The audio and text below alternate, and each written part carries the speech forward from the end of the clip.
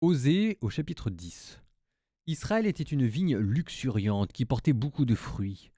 Mais plus ses fruits se multipliaient, plus Israël multipliait les autels, plus sa terre devenait belle, plus il emplissait les stèles des faux dieux. Son cœur est partagé, maintenant il va expier.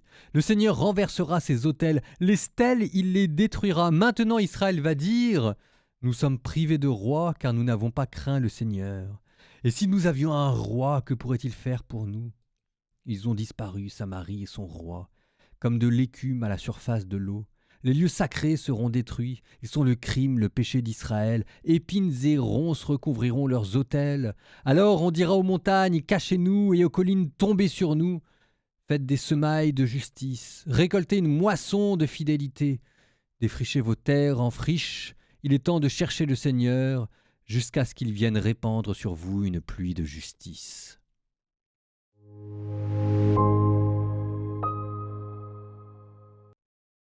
Alors, au milieu de tout ça, il y a quand même une phrase que je trouve extraordinairement belle. Alors, si, peut-être deux. La première pour faire écho à hier. Faites des semailles de justice, récoltez une moisson de fidélité.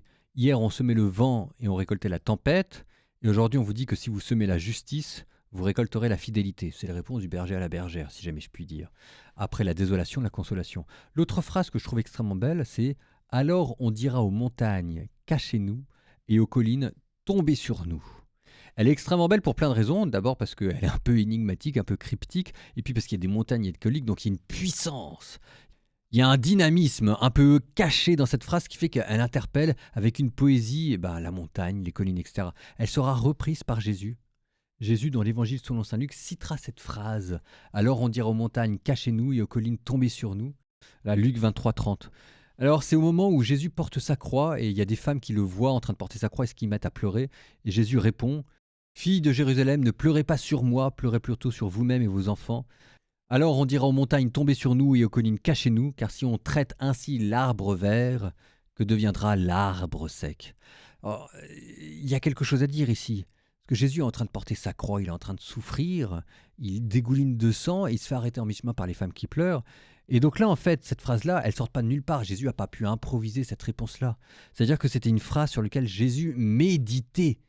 Et là, il se fait arrêter et tout d'un coup, il est en train de dire cette phrase qu'il est répétée dans sa tête et qu'il méditait.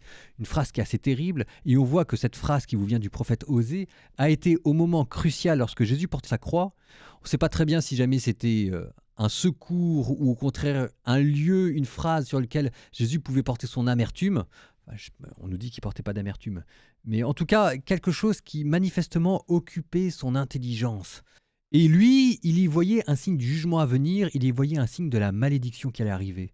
Alors, les montagnes, les collines, dans l'Ancien Testament, c'est ce qu'on appelle les hauts lieux. C'est les lieux où on construit des sanctuaires, où il y a des autels. Donc quand on dit montagne, cachez-nous, colline, cachez-nous, ça veut dire en fait les dieux étrangers que l'on vénère en haut de ces montagnes et de ces collines, qui nous protègent. Sauf que ici, on a le sentiment qu'on demande à des collines et à des montagnes qui sont des êtres inanimés, de tout d'un coup de devenir des êtres animés. Et ça, c'est pas possible. Donc il y a un côté imaginaire, il y a un côté naïf, il y a un côté, c'est pas comme ça que ça marche. C'est ce que dira l'Apocalypse. Nous serons à nu au jour du jugement.